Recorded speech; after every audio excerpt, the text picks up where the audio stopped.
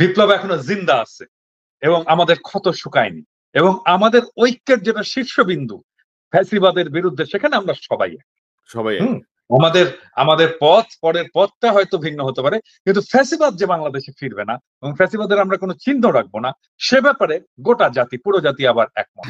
32 নাম্বারটা ধরেন একটা ঐতিহাসিক ভবন, কোনো সন্দেহ নাই, একটা স্মৃতি বিজড়িত ভবন, কোনো সন্দেহ নাই, কিন্তু গত 16 বছরে এই 32 নাম্বার শেখ মুজিবকে ব্যবহার করে যেভাবে গুম, খুন, মানুষ হত্যা, গণহত্যা, ভুয়া নির্বাচন, দখলদারিত্ব যেভাবে প্রতিষ্ঠা হয়েছে, তো মানুষের ক্ষোভটা যে পড়েছে ওইখানে।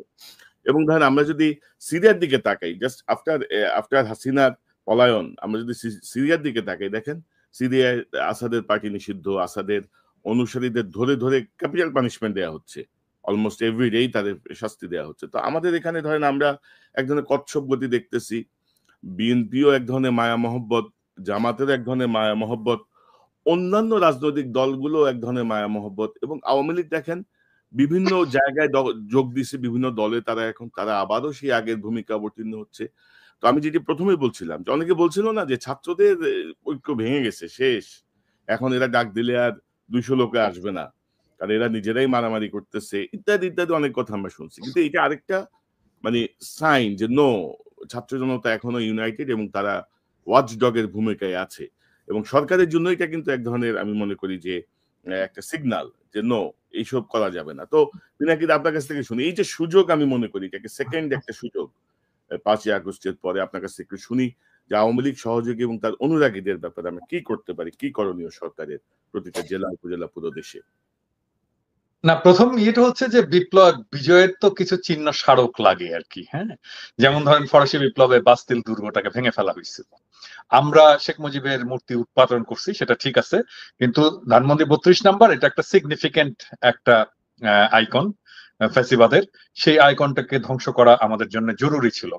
এবং 5ই আগস্ট আসলে এমন হয়েছিল, এটা তো শুধু আমার জন্য না, সবার জন্যই একটা অপ্রত্যাশিত, হঠাৎ করে বিজয়টা আসছে এবং আমরাও মোটামুটি অপ্রস্তুত, এবং কি করতে হবে তখন বিজয়ের আনন্দে আমরা এতই মাতোয়ারা যে গুরুত্বপূর্ণ কাজগুলো আমরা করতে পারিনি। এবং তারপর থেকে আমার মনে হচ্ছিল যে আরে এই কাজটা তো হলো না। এই তারপরে ধানমন্ডি 32 নাম্বারে দেখা গেল যে সাগর রুনির ছেলে যে এটা পরিষ্কার করছে, মানে সেটাকে ঘিরে আর একটা ন্যারেটিভ তৈরি করার চেষ্টা করা হচ্ছে। আরে এটা তো আবার সেটা সেটাকে ঘুরে দাঁড়াবে এটা নিয়ে। আমি কিন্তু কনসিস্টেন্টলি, সবাই নিশ্চয়ই লক্ষ্য করছেন, কনসিস্টেন্টলি আমি বলছি ধানমন্ডি 32 নাম্বারকে ঘুরাই দিতে হবে। হ্যাঁ, ইভেন আমার 2 এপিসোড আগেও আমি বলছি যে ধানমন্ডি 32 নাম্বারকে থ্যাতলায় ঘুরাই দিতে হবে। বুলডোজার শব্দটা আমি ক্যাটাগরিক্যালি বলছি, আমি তো ইঞ্জিনিয়ার না, আমি তো জানি না। আজকে আমাকে বলতেছে ইঞ্জিনিয়াররা যে দাদা এটা বুলডোজার না, এটা এক্সকাভেটর লাগবে। এবং যখন বুলডোজারের কথা বলছি তখন অসংখ্য মানুষজন আমার কাছে ইয়ে করছে, এবং আমি নাম বলতেছি না, কিন্তু একজন ভদ্রলোক সরকারি একজন ইঞ্জিনিয়ার, যিনি বুলডোজার এক্সকাভেটর সাপ্লাই দিচ্ছেন আর কি, বিভিন্ন জায়গা থেকে নিয়ে এসে, আরো আসবে, এখন এসছে, আরো আসবে। তো এটা একটা ঐতিহাসিক মুহূর্ত। এবং আমি আমি কিন্তু সত্যিকার অর্থে আমি বলি, আমি কিন্তু কল্পনা করিনি যে 32 নম্বর আমরা ঘুরাই দিতে পারবো। আমি এটা মনে করিনি, আমার মনে হয় যে কেউই বোধহয় মনে করেনি, কারণ এটা সেই দিন করা যায়নি, সেদিন করা গেলে হয়তো 5ই আগস্ট করে, 5ই আগস্টের 6 মাস পরে এটা আবার আমরা করতে পারবো। হ্যাঁ, যেখানে আমরা অনেক বিভক্ত হয়ে গেছি, আমাদের শক্তি, আমরা মনে করছি যে আমাদের শক্তি কমে গেছে, জনগণের ঐক্য, আওয়ামী লীগ ফিরে আসছে তার একটা শক্তি নিয়ে, সরকারের প্রতি অনেক বিরূপ বিতৃষ্ণা এটাও জন্ম নিয়েছে, তাদের অদক্ষতা আমাদেরকে ক্ষুব্ধ করছে। এরকম একটা সময় আমরা এটা করতে পারবো, এটা আমি কিন্তু কল্পনা করি। কিন্তু আজকে একটা অসম্ভব একটা বিষয় ঘটে গেল, যেটা যেটার সিগনিফিকেন্স মারাত্মক। সেটা সিগনিফিকেন্স হচ্ছে বিপ্লবের আগুন এটা নেবে, বিপ্লব এখনো জিন্দা আছে এবং আমাদের ক্ষত শুকায়নি, এবং আমাদের ঐক্যের যেটা শীর্ষবিন্দু ফ্যাসিবাদের বিরুদ্ধে, সেখানে আমরা সবাই সবাই হুম আমাদের আমাদের পথ, পরের পথটা হয়তো ভিন্ন হতে পারে, কিন্তু ফ্যাসিবাদ যে বাংলাদেশে ফিরবে না এবং ফ্যাসিবাদের আমরা কোনো চিহ্ন রাখবো না, সে ব্যাপারে গোটা জাতি, পুরো জাতি আবার একমত। যে কি কি অবস্থা মনে করছেন, এই যে ছাত্র জনতা যে ঠান্ডা হয়ে যায়নি, তাদের মধ্যে যে বিপ্লবের যে স্পিরিট, আমরা ঠিক 6 মাসের মাথায় কিন্তু আবারও দেখলাম, ঠিক 6 মাসের মাথায় 5ই ফেব্রুয়ারি। না, আপনার প্রথম ইয়েটা বলে নেই যে আপনি শুরু করেছেন যে ৩২ নাম্বার একটা ঐতিহাসিক ইয়ে, এটা পরিষ্কার করা দরকার যে ইন হোয়াট সেন্স, এটা কি নেগেটিভ না পজিটিভ সেন্স? এই ৩২ নাম্বার হচ্ছে সেই জায়গা যেখানে বসে বাকশাল তৈরি করা হয়েছে।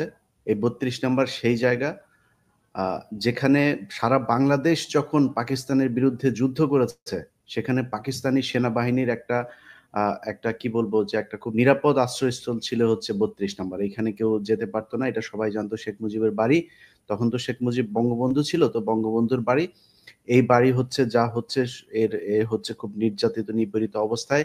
কিন্তু পরবর্তীতে জানা গেল যে তাদের পরিবারকে সব ধরনের সুযোগ সুবিধা দিয়ে রেখেছে।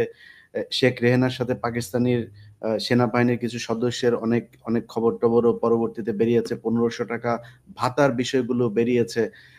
সজীব ওয়াজেদ জয় জন্মের সময় আপনার হাসপাতালে এই এটা কি হলি হলি চাইল্ড বোধহয় সম্ভবত, সেখান থেকে হলি ফ্যামিলি হলি ফ্যামিলি হাসপাতালে নিয়ে তাকে সেনাবাহিনীর পাহারায় তার জন্ম হয়েছে। এই ৩২ নাম্বার থেকে হেলিকপ্টার নিয়ে যেয়ে তারপরে শেখ মুজিবের বাবা তখন টঙ্গিপাড়াতে অসুস্থ হয়, তাকে হেলিকপ্টারে এনে ঢাকায় পিজি হাসপাতালে আপনার চিকিৎসা দেওয়া হয়েছে। সো এইটা এই বাংলাদেশের মানুষের জন্য কখনো কোনো কাজ বয়ে আনে নাই। রক্ষী বাহিনী থেকে শুরু করে সবকিছু সদর দপ্তর হিসাবে কাজ করেছে। এটা বাংলাদেশের ফ্যাসিবাদের একটা সিম্পটম হচ্ছে ৩২ নাম্বার। যে কারণে এটার ঐতিহাসিক আসলে মীর জাফরের যেমন ঐতিহাসিক আলোচনা আছে, এটা নিয়েও সেই আলোচনা। এটার পজিটিভ কোনো আমি অ্যাকচুয়ালি ইলিয়াস ধরেন এই বিষয়গুলো তো ধরেন আমিও জানি, জাস্ট মানে ওভারঅল আমি বলছিলাম আরকি। না, আমি জনগণের স্বার্থে, কারণ স্পেশাল কোনো অনুকম্পা থেকে বলা হচ্ছে না। বলা হচ্ছে একটা ঐতিহাসিক ভবন। হুম। কিন্তু এইসব কর্মকাণ্ড এখানেই সংঘটিত হয়েছে।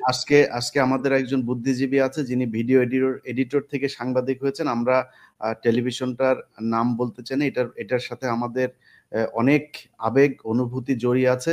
সে টেলিভিশন কর্তৃপক্ষকে বলবো উইদিন 24 আওয়ার্স এর মধ্যে তাদের একজন ভিডিও এডিটর কাম সাংবাদিক মঞ্জুরুল আলম পান্না, তাকে খুব দ্রুত টেলিভিশন থেকে সরাইতে হবে। এটা যদি না সরানো হয় তাহলে আমরা ওপেনে কথা বলতে বাধ্য হব। এটা নিয়ে যারাই কথা বলছে সেই মানুষগুলোর চেহারা আমরা চিনি, তারা সরাসরি আওয়ামী লীগের লোক, এখন সুশীল একটা ভাব ধরে এটার পক্ষে কথা বলার চেষ্টা করছে।